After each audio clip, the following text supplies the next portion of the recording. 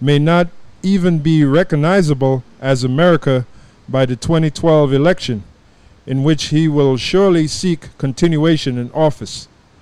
They can see that the economy, ravaged by deficits, taxes, unemployment, and impending inflation, is financially reliant on foreign lender governments.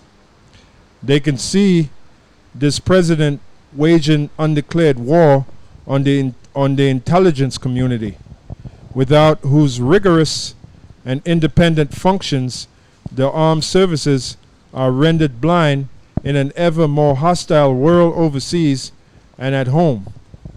They can see the dismantling of defenses against missiles targeted at this nation by avowed enemies, even as America's troop strength is allowed to sag. They can see the horror of major warfare erupting simultaneously in 2 and possibly 3 far-flung theaters before America can react in time. They can see the nation's safety and their own military establishments and honor placed in jeopardy as never before. So if you are one of those observant military professionals, what do? Wait until this president bungles into losing the war in Afghanistan and Pakistan.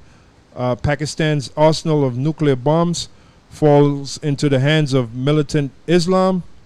Wait until Israel is forced to launch airstrikes on Iran's nuclear bomb plants and the Middle East explodes, destabilizing or subjugating the free world. What happens if the generals Obama sent to win the Afghan war are told by this president, who now says, "I'm not interested in victory," that they will be denied troops they must have to win? They will be denied troops they must have to win. Do they follow orders they carry out, consistent with their oath of duty? Do they resign en masse? Or do they soldier on, hoping the 2010 congressional elections will reverse the situation? Do they dare gamble the national survival on such political whims? Anyone who imagines that those thoughts are not weighing heavily on the intellect and conscience of America's military leadership is lost in a fool's fog. Will the day come when patriotic general and flag officers sit down with the president or with those who control him and work out national equivalent of a family intervention with some form of limited shared responsibility? Imagine a bloodless coup to restore and defend the Constitution through an interim administration that would do the serious business of governing and defending the nation. Skilled military trained nation builders would replace an accountability challenged radical left-wing commissars. Having bonded with his twin teleprompters, the president would be detailed for ceremonial speech making. Military invention is what Obama exponentially accelerating agenda for fundamental change toward a Marxist state is inviting upon America. A coup is not an ideal option, but Obama's radical ideal is not acceptable or reversible. Unthinkable? Then think up an alternative nonviolent solution to the Obama problem. Just don't shrug and say we can always worry about that later. In the 2008 election, that was the wistful, self-indulgent, indifferent reliance on abnegation of personal responsibility that has sunk this nation into this morass. Right. So basically, that coup that they may bring against Obama is really basically because the government is basically practicing what is known as tyranny, where they're making people do things, just because, like the healthcare bill. They're making people get health care bill. It doesn't matter if you can afford it or not. You have to get it.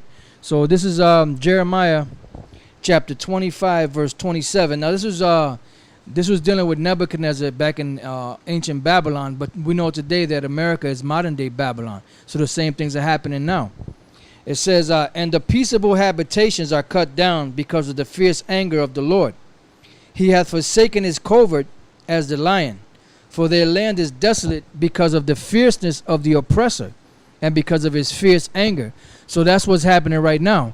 That's why the Lord said that the enemy shall come down or the devil shall come down having great wrath, because he knoweth that he hath but a short time. So now even among the military, even among these Edomites in the military, they're going to stage a coup against them if they do that. Or if not, you still have some of those military men that supposedly believe in America, that are against the government, that are against the society, that are against the system. So this is what the Lord said concerning that issue. This is the book in the Apocrypha, 2nd Ezra chapter 15, verse 14. Woe to the world and them that dwell therein, for the sword and their destruction draweth nigh. And one people shall stand up to fight against another, and swords in their hands. Now this is going to be the common people here in America fighting against the government, fighting against the military. But then you're going to have certain police officers, certain military men that basically see the wickedness going on, and they're going to turn against their own government.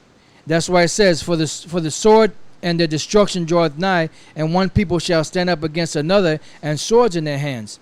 For there shall be sedition among men, and invading one another, and they shall not regard their kings nor princes, and the course of their actions shall stand in their power. And that's going to backfire on them, because if you have trained military men, or trained militia, or trained not militia, but trained military men, trained police officers going against the government, they're going to use the same tactics that the police force or the military uses against civilians. So they're going to have it's going to be major, basically. It's going to be real ugly out here pretty soon. Yeah, because they're waiting basically till Obama gets, if Obama, which I see Obama getting back in. I'll be surprised if Romney gets back in. But so what? Whether he's in or this one's out, it doesn't matter. They still got to take orders from the shadow government. All right. Anyway, I got a couple of scriptures. The first one is Proverbs 22:7. Then jump to the 22nd verse.